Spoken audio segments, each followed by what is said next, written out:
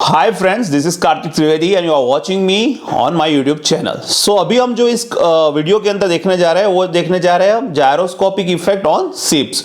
सो ships के अंदर कौन कौन सी इफेक्ट आती है? सो that is during the motion of pitching, steering and rolling. Okay, तो सबसे पहले हम शिप्स की टर्मिनोलॉजी देख लेते हैं कि शिप्स की टर्मिनोलॉजी क्या होती है। तो अभी आपके स्क्रीन के ऊपर ये शिप का टॉप व्यू दिख रहा है, ठीक है। तो this is the top view of the ships. तो ये जो फ्रंट वाला पार्ट देख रहे हो आप, ये जो फ्रंट वाला पार्ट देख रहे हो that is known as fore end और इसको बो बोलते हैं। पीछे वाला पार्ट होता है उसको स्टर्न बोलते हैं या फिर आप्ट बोलते हैं या फिर रियर एंड बोलते हैं। इसको अच्छी तरीके से याद रखना, एग्जाम में बहुत बार शिप की टर्मिनोलॉजी पूछी जाती है। ये जो पार्ट है, अगर आप शिप के अंदर बैठे हो और आपका राइट साइड हो जाएगा स्टारबोर्ड साइड, और आप शिप के अंदर बैठे हो तो आपका लेफ्ट साइड हो जाएगा पोर्ट साइड, ठीक है।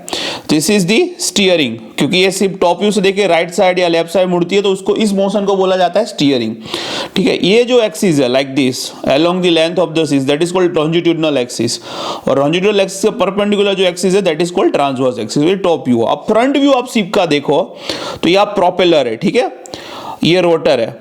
अब शिप, ये फ्रंट व्यू सब देखो, ये अप एंड डाउन मोशन करेगा, like up and down, like ship है इस तरीके से सेल कर रही है, ठीक है, समुद्र के अंदर, तो ऐसे अप एंड डाउन होती है। That is the motion is called pitching. और रोलिंग, सो ये साइक्लिंग क्लॉकवाइज, और ये आप देख रहे हो साइक्लिंग मोशन होगा up and down cycling, so that is called rolling. But basically आपको स्टीयरिंग और पिचिंग ज्यादा देखने को मिलेगा, ठीक है। So this are the terminology, आप देख लेना, bow, stern, starboard, port, steering, pitching and rolling. This is the important terminology, exam में बहुत बार पूछी जाती है, सो आपको वो चीज ध्यान रखनी है। अब हम देखेंगे gyroscopic effect on ships during steering. So let's see. So इसमें भी अलग अलग चार आएगी, जो सेम एरोप्लेन वाली थियरी अगर आपको आती है तो फिर ये इजी है, सेम चीज ही होगी। सो ये चार केस है, तो मैं कोई भी एक ही केस लूंगा, बाकी का तीन केस फिर अपने आपको अपने हिसाब से देखना है, ठीक है। वो सही, अगर आपने एरोप्लेन पढ़ा है तो वही सेम इफेक्ट आएगी, तो आपको एक बार सिर्फ देख लेना। सो मैं आपको एक इफेक्ट बढ़ा देता हूं यहाँ पे। When rotor rotates in anti clockwise direction and ship steers to the right. So आप देखो ये रोटर है शिप का, ठीक है।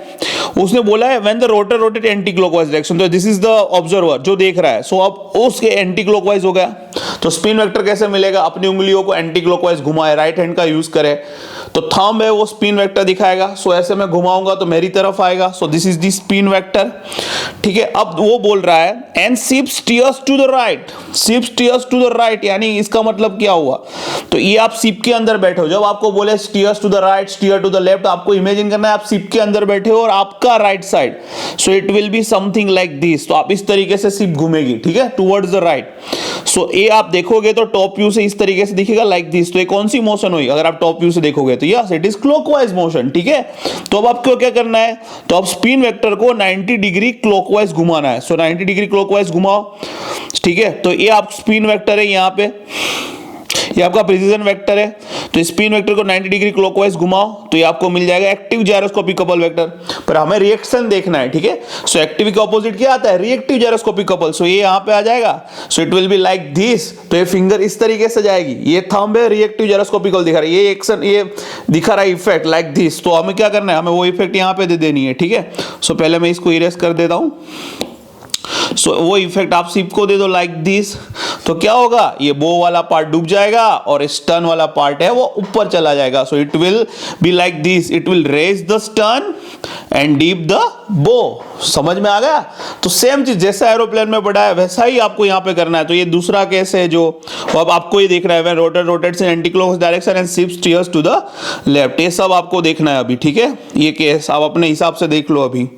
उसी तरीके से case 3 when rotor rotating clockwise and direction and ship steers to the right like this, ठीक है। अब देख लो सेम चीज ही आएगी। उसी तरह के case 4 when rotor rotating clockwise direction ship steer to the left. तो इस तरीके से, ठीक है। सब अगर आपका कंसेप्ट क्लियर है, आपको पता है चलता है किस तरीके से स्पिन वेक्टर है उसको घुमाना है, किस तरीके से एक्टिव जायरोस्कोपिक कपल को फाइंड, वेक्टर को फाइंड करना है, सो आप very easy it is like that. But अब इंपॉर्टेंट चीज पे चलते हैं जो है पिचिंग, ठीक है। ये इसका एग्जांपल बहुत आता है पिचिंग का। सो अब सबसे पहले हमें एक थोड़ा फॉर्मूला डिराइव करना पड़ेगा। सो हम यहाँ पे देखेंगे gyroscopic effect on ships during pitching. अब पिचिंग क्या है मैंने ऑलरेडी समझा दिया। अब उसके लिए आपको, क्योंकि ये देखो अब ये क्या हो गया, ये पिचिंग थोड़ा सा है जो आप देख रहे हो, ये सिंपल हार्मोनिक मोशन जैसा हो जाएगा। क्यों? क्योंकि एक मीन पोजीशन से शिप की मीन पोजीशन से शिप कभी अप जाएगी, कभी डाउन जाएगी, कभी अप जाएगी, कभी डाउन जाएगी। सो it will something like simple harmonic motion. तो इसके लिए भी जो फॉर्मूला लगे वो सिंपल हार्मोनिक मोशन पे लगे। सो यहाँ I can write the angular displacement of the axis of the spin from its mean position and time T is given by theta is equal to 5 sin omega 0 t। ये बाकी के सारे हम जानते हैं। 5 यानी एम्पलीट्यूड ऑफ द स्विंग, ये सारी चीज जानते हैं, मैं इस पर ज्यादा नहीं जाऊंगा।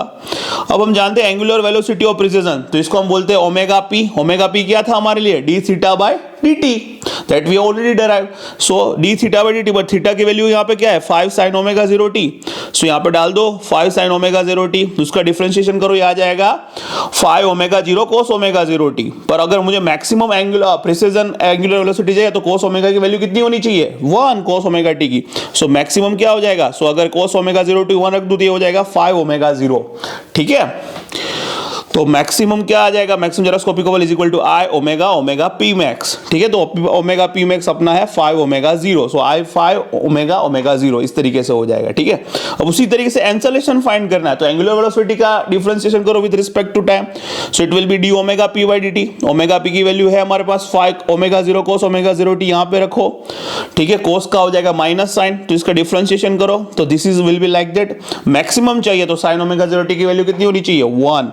सो this is the maximum angular acceleration. ये मैंने आपको क्यों करवाया? ये एग्जांपल के लिए आपको काम लगेगा। ठीक है, अभी तो मैं इस थियरी में सिर्फ इफेक्ट ही पढ़ा रहा हूं, पर ये याद रखना, ये एग्जांपल में काम लगेगा। ठीक है, तो अब अपने पिचिंग के लिए जाते हैं, सेम चीज। अब देखते हैं फर्स्ट केस, देखते हैं when rotor rotates in anti clockwise and ship pitches upward. So rotor यहां पे देखो, this is the direction, view observer यहां से देख रहा है रोटर किस डायरेक्शन में घूम रहा है, डायरेक्शन में। तो हमें यहाँ पे लिखा है व्हेन, पहले हम देखते हैं when rotor rotates in anti clockwise, तो एंटी क्लॉकवाइज घूमेगा, तो ये रोटर है। तो इस तरीके से अपनी उंगलियों को फिर राइट हैंड थंब रूल के यूज करो, स्पिन वेक्टर कहां पे आएगा? हमारी तरफ आएगा। अब देखो यहाँ पे एक चीज याद रखो, अब ये पिचिंग, जब ये पिचिंग बोले तो आपको यहां से देखना है, like this towards this transverse axis देखना है, बराबर। तो आपको इस तरीके से देखना है। तो आप यहां पे देखो तो आप अपवर्ड पिचिंग होगा ना, अपवर्ड पिचिंग, तो यहां पे जो होगा रोटेशन, आप यहां से साइड से आपको व्यू करना है अभी, from here.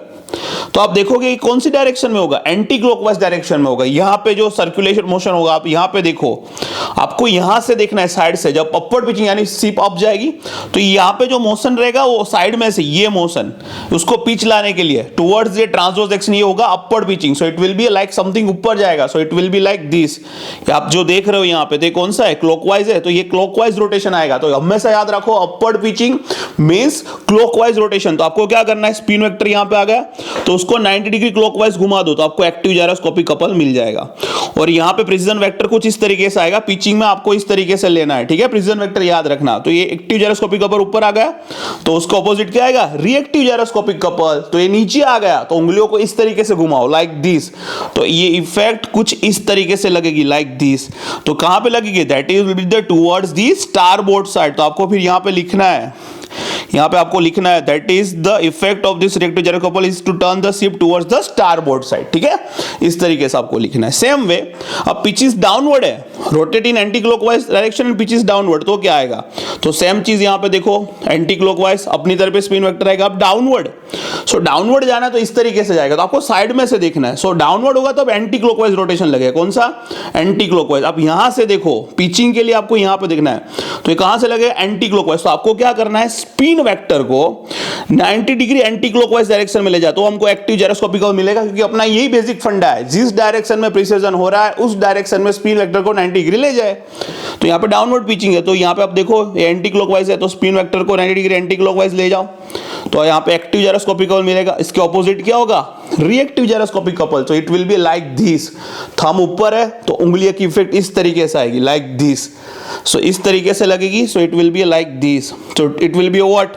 It will be towards the port side. ठीक है, तो इस तरीके से करना है। तो सेम चीज आप याद रख लो, डाउनवर्ड पिचिंग होगा, डाउनवर्ड पिचिंग होगा तो आपको एंटी क्लॉकवाइज 90 डिग्री ले जाना है। ठीक है, यहां पे आपने देखा 90 डिग्री मैंने एंटी क्लॉकवाइज स्पिन वेक्टर को ले गया।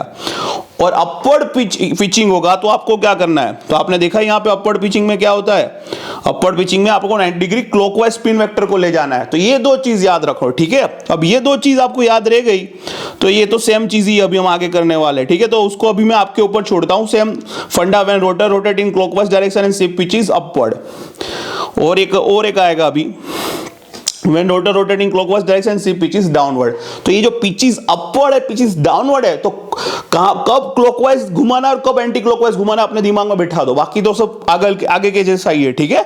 सो दैट इज, ये हो गया effect during the pitching.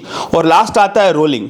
But rolling के अंदर कभी भी जायरोस्कोपिक इफेक्ट लगता नहीं है। तो ये 3 मार्क्स के अंदर आपको एक क्वेश्चन पूछ सकता है कि why gyroscopic effect does not take place during the rolling of ships. तो इसका आंसर ये 2 लाइन में आप देख लो, शांति से अपने हिसाब से ढूंढ लेना, ये आपके ऊपर छोड़ता हूं।